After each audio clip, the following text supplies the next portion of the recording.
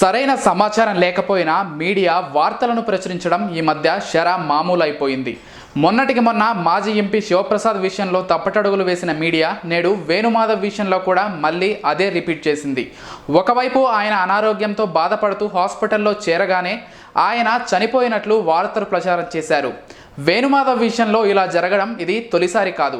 గతంలో కూడా వేణుమాధవ్ చనిపోయినట్లు సోషల్ మీడియాలో విపరీతంగా వార్తలు ప్రచారం చేశారు. దీనిపై అప్పట్లో వేణుమాధవ్ గారే స్వయంగా స్పందిస్తూ మీడియా ముందుకు వచ్చి బ్రతికుండగానే ఇలాంటి వార్తలు ప్రచారం చేయడం తనను తన కుటుంబాన్ని తీవ్రంగా మనోవేదనకు గురి చేసినట్లు వేణుమాధవ్ బాధపడ్డారు. నిన్న వేణుమాధవ్ హాస్పిటల్లో చేరిన వెంటనే మళ్ళీ సోషల్ మీడియాలో గతంలో లాగానే అదే ప్రచారం మొదలుపెట్టారు. దీంతో ఆయన కుటుంబ సభ్యులు మరియు సన్నిహితులు తీవ్రంగా మండిపడ్డారు. బ్రతికుండగానే ఒక వ్యక్తిని చనిపోయినట్లు ప్రచారం చేసే హక్కు మీడియాకు, సోషల్ మీడియాకు ఎవరిచ్చారు అని ఆవేదన వ్యక్తం చేశారు.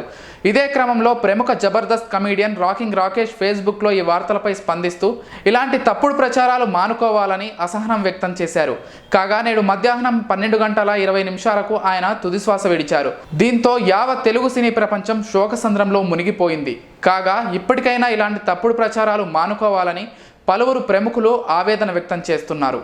మేము చేసే వీడియోస్ మీ మొబైల్కి నోటిఫికేషన్గా రావాలంటే మా ఛానల్ని సబ్స్క్రైబ్ చేసుకొని పక్కనే ఉన్న బెల్ ఐకాన్ని యాక్టివేట్ చేసుకోండి.